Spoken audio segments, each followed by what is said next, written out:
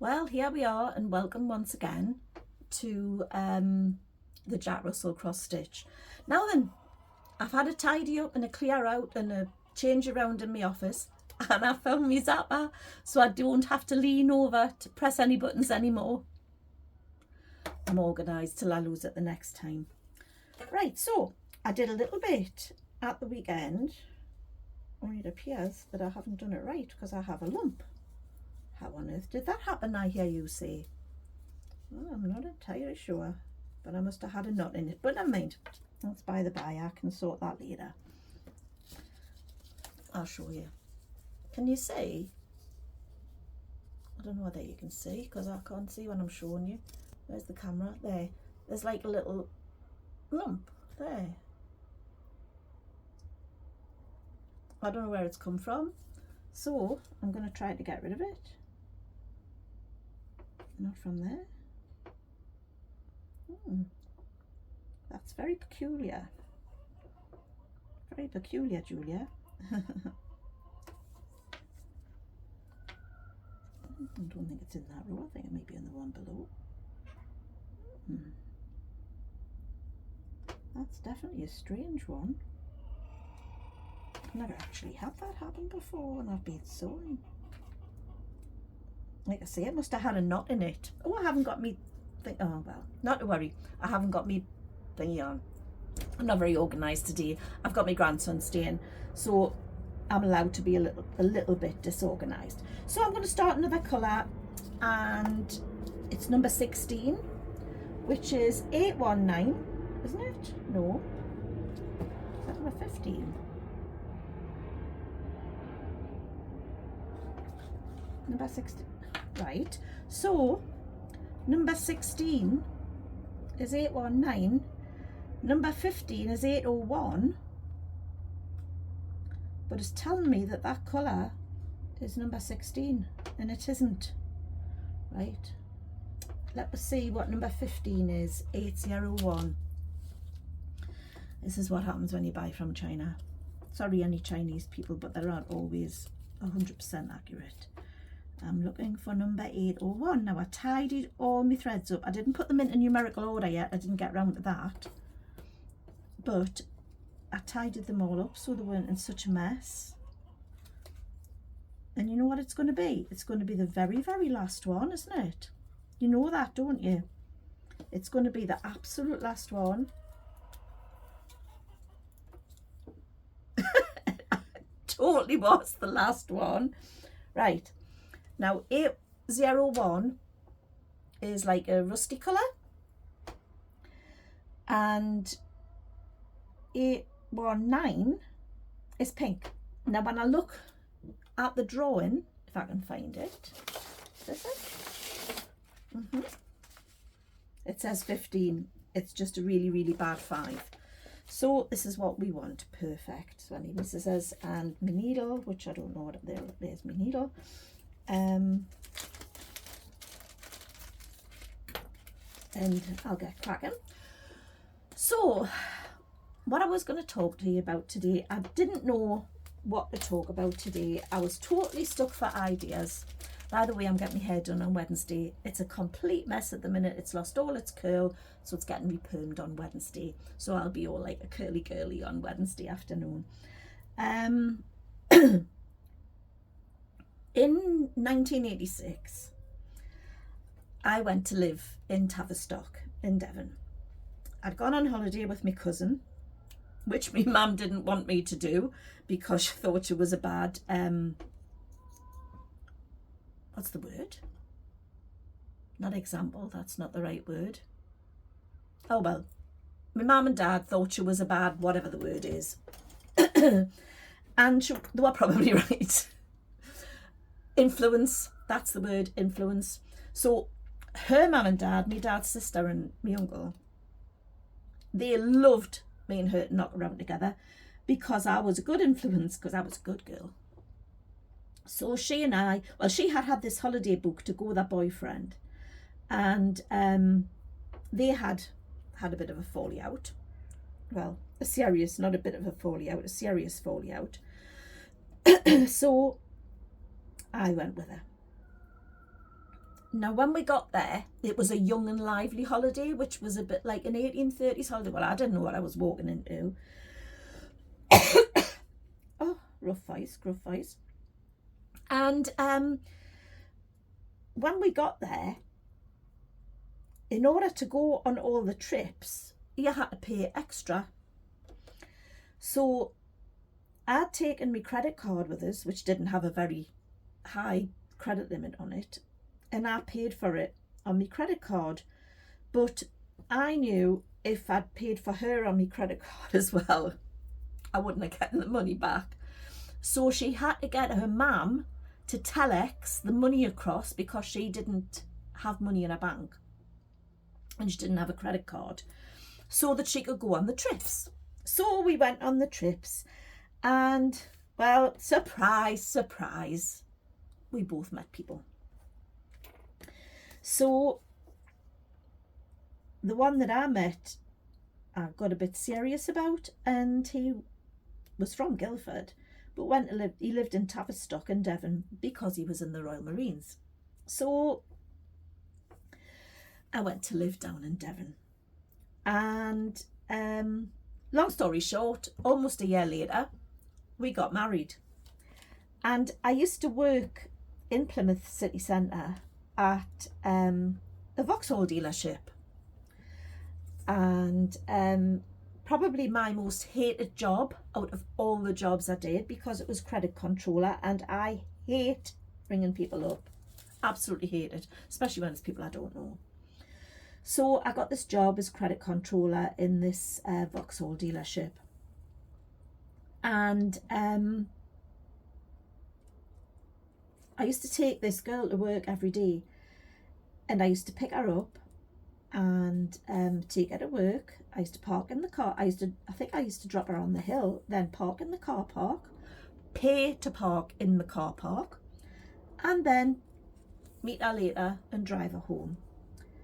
And not once did she put her hand in her pocket and offer to pay towards my petrol, to pay for the car parking, nothing. So actually, I think after a while, she might have started giving us a £5 a week, which wasn't half of the parking, never mind the petrol and everything else, but never mind. But I really didn't like her very much, and neither did anybody else. She was a bit two-faced, and she was sly, or we all thought she was, and basically we didn't like her. But her boyfriend was one of my future husband at the time. It was one of his best friends. So when we got married, she obviously was getting invited because she was with, there were 3 brothers, and she lived with one of the brothers, unless I've got that wrong. So anyway, we went to the register office. They allowed us to get married on a Friday because they didn't usually do weddings on a Friday at the registry office, because it was market day and it was very, very busy. But they said, no, you can have it on the Friday. So we went to the register office, got married, came back to the hotel where we were having the wedding reception, which was the Bedford Hotel, beautiful hotel. And we were sitting waiting. Actually, I'm not sure if it was before we had the meal or while we were sitting. I think it was after, because we'd had a few drinks. That was right. So we had the wedding breakfast, and it was gorgeous, and we had Asti to drink because I didn't like the champagne. On my head night, the girls had bought us a bottle of the champagne that I would be having at the wedding, and it was horrible. I had a bit of a sweet tooth then, so we ended up having Asti, and we had Asti at the oh, is that a spider's web behind? Oh goodness, I'll have to investigate. So we had Asti at the wedding. So this was between the daytime reception and the evening reception. We're all sitting in, I suppose it was the entrance lounge really of the Bedford Hotel, and this girl was sitting leaning against the window, and they were sash windows, and they were very, very old. Now, as I say, I had had a few bevies at this point, a few wines, a couple of Asties, and the sash window slammed shut. If she'd been leaning back, it would have took her head off. Simple as that. And me, in my brave state, because I'd had a few drinks and I really didn't like her, said, pity her head wasn't in it. Slightly louder than what I had wanted to. And the whole place erupted clapping because nobody had ever dared speak to this girl, ever. Right, like that. So for all I was being very brave and probably extremely foolish because of the fact that I shouldn't have done it. It wasn't a very nice thing to do, and grown up me would not have done that. It was funny at the time. Now then, I did enjoy living down there. Ewa had some great weekends. We used to go to Polzeth, which was on the north coast. I think it's in Cornwall, but just like down, I don't even know if it was straight up from Plymouth, but we used to go there. And we used to have a great time. Now, this particular day, there was a lad had a camper van, so he used to take all the surfboards down, and the lads would go surfing, and I had well, we call them belly boards. I think you call them body boards, but they're just like polystyrene in the float. And my mum and dad had been down one weekend and they bought us a wetsuit, and oh, it was great. We had a great time. But this night, we'd gone up to the pub on the cliff, and I was ready to go home. Well, back to the car. We were sleeping in the car. And my then future husband wouldn't. When he had had a drink, he was a handful. I later found out that he couldn't keep his what's it in his pants. So not only did he get a bit, he was a fighter. He was a fighter. He always used to kick off when he was drunk. And I should have known, you know, so not me. And not only did he fight a lot, he also couldn't keep his what's in his pants. So I think he was probably up to mischief, because I couldn't find him. Nobody could find him. There was a girl missing from a different group of people that were there, who he'd actually kissed in front of me. This was just before our wedding, by the way. And I had let him off, which I should never have done. I should have walked away then, but as so many young women do, the wedding was paid for, everybody was arranged, the presents were all bought, everything. So I just bit my tongue, but I got crosser and crosser and crosser and crosser. So I think the story went that I probably fell asleep and woke up early doors. He wasn't there. So me, in my fit of anger, decided I was going home. So I got in the front of the car, started the engine, and drove straight over the belly board. Fortunately, I didn't drive over the surfboard, otherwise I would have been in trouble. But I suppose it would have served him right. He used to do things like that and it hurt me so much. But it's like, I should never have married him. But you get carried away in the romance and everything, don't you? And you think, oh, I cannot let everybody down now. So I didn't. And I ended up in a marriage that really I shouldn't have been in. And you know, it's all right to change your mind. Right? I've known people get married for the same reason as I did. You arrange the wedding because you think you're in love. But there's these little things niggle away, niggle away, niggle away. And you should have the strength to stand up and say, you know, I'm not doing it. I am not doing this. But we don't, do we? We let them walk all over us and we get married. I'm sure he probably didn't want to get married either. It was a huge mistake for both of us, really. And it's sad, but these things happen. And did I learn from my mistakes? Absolutely not. And my next partner was probably even worse than the first one was. But you know, you learn eventually. And I know Paul would never do that. Never, ever, ever in a month of Sundays would he do anything to hurt me in the way that they did. So all I wanted to say today was, be yourself. Perhaps don't be rude to people, but if people annoy you, or people, like I say, I was paying for the petrol in the parking. I should have stood up for myself and said, here, I'm not going to say her name, because if anybody down there watches this video, they'll know exactly who I'm talking about. You know, I should have had the balls to say, here, I'm giving you a lift. I want a tenner off you, or $7.50. I think she did give me a £5, but that was nowhere. Well, I think the car parking was $7.50 a week.